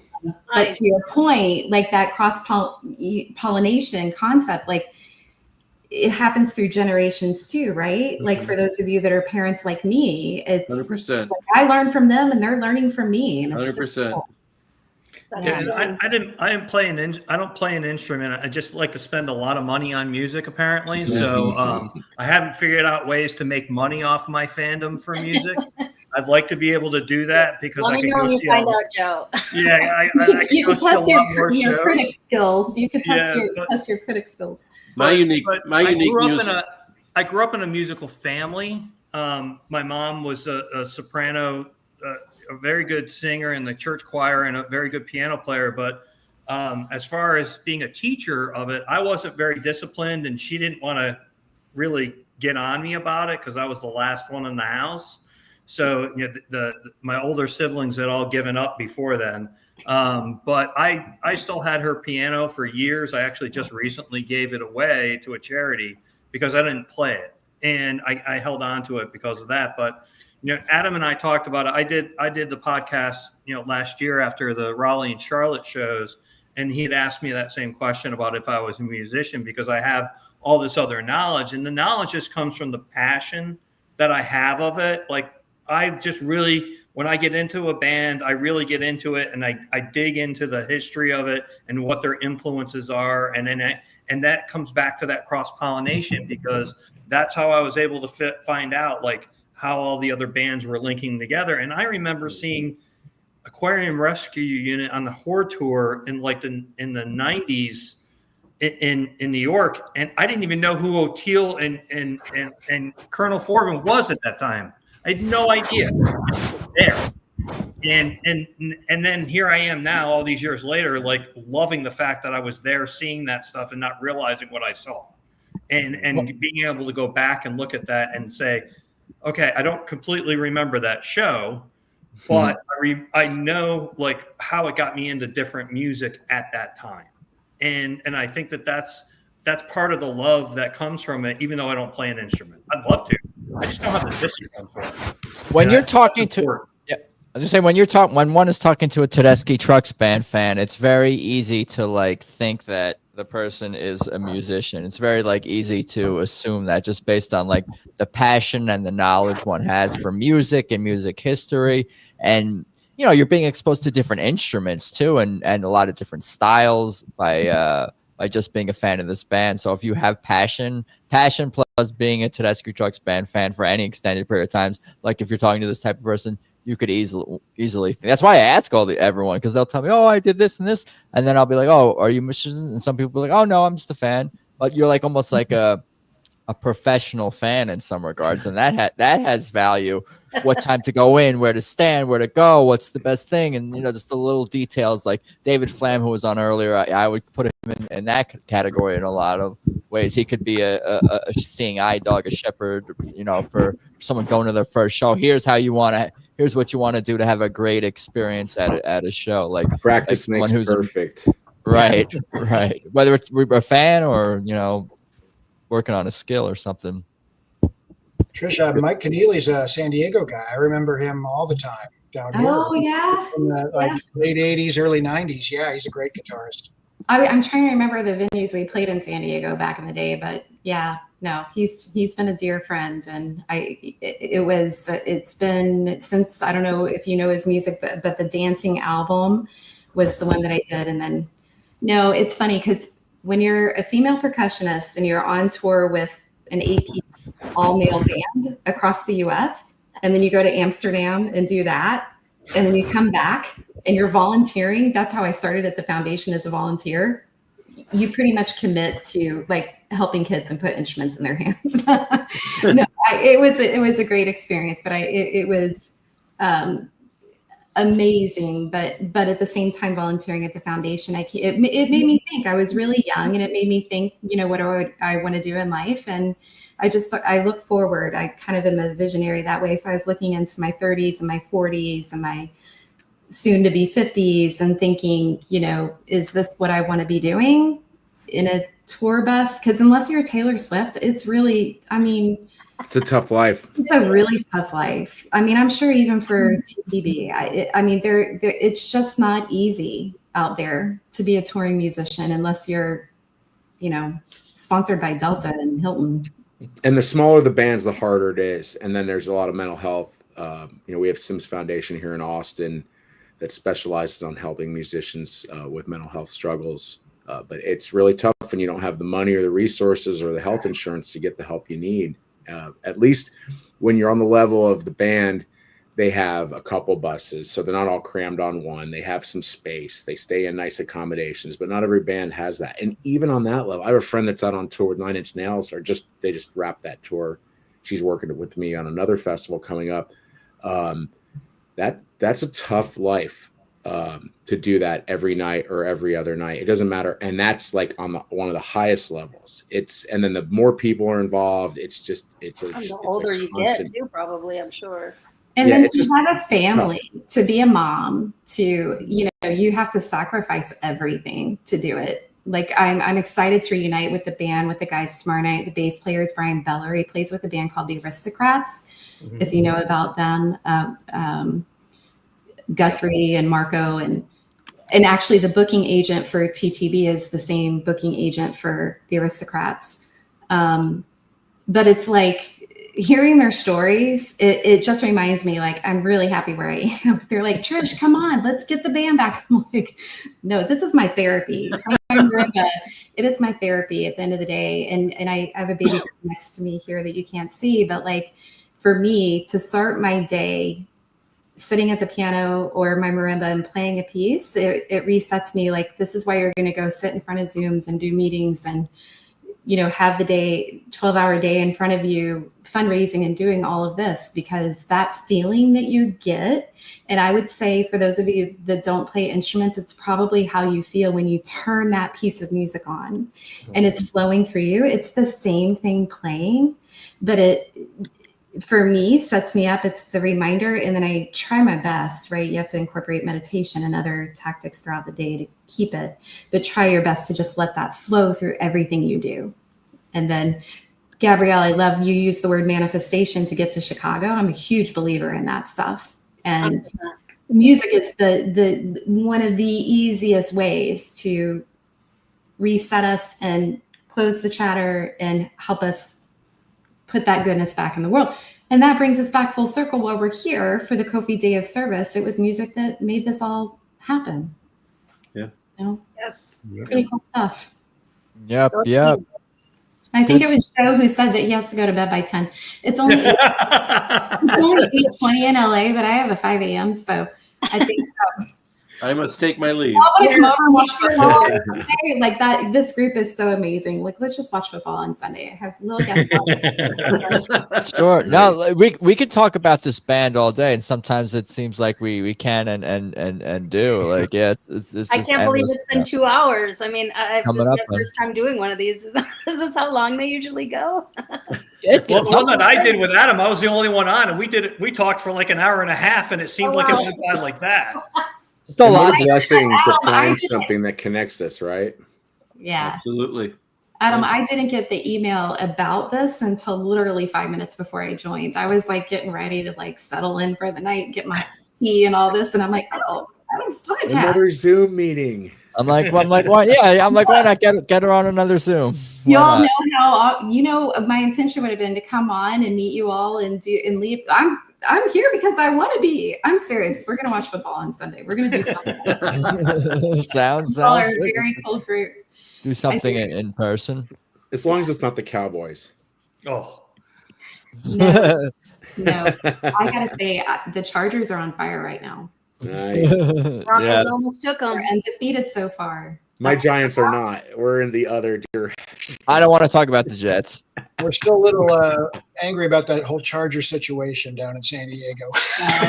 I bet. Yeah, that's unfortunate. On that note, thank you everyone so much. I appreciate it. There's links in the description, links in the chat. There's and stuff and whatnot. Thank you, Trisha, Chris, Jeff, Gabrielle, Fred, Joe, John, and David Flammer was here earlier. Means you, a Adam. lot. Like, Thank you for hosting. subscribe, do all the things. Thank and I'm you, sure we'll all Adam. get to. Oh, you're welcome. Of course, anytime. And keep me posted when you guys go to TTB shows, up to anything and what you're working on. And I'm always open to chat about anything related to this band in any way or music on the show. For sure. If you make it to Florida, anybody makes it to Florida, hit us up. We're going to be there this year. I'm going to Clearwater. Is anybody else going to Macon, Georgia? Clearwater and St. Augustine. All right, I'm doing Macon, Georgia, and Clearwater. All right. Nice. Good. It's Love good And then I stuff. always do Sun, Sand, and Soul. Ever since the first year, I'm like, that's such a great festival. Isn't it? This year's Yeah, lineup that's locked looks in. This This year's is our lineup looks first. sick, and next year's does too. So that's kind of on my mind for spring. Yeah. And they do a charity auction around that festival and they give proceeds to us. Oh, awesome! We'll look for it. We'll look for Very it. cool. You can see how we can Yeah. talk about this band forever and ever, though. And have the I conversation really just have to go to going bed, y'all. Stop it. Y'all, If you ever y'all have are Cheers, right. guys. Thank you so much. Good night, everyone. Later. Good night. thank you. Later. Good night.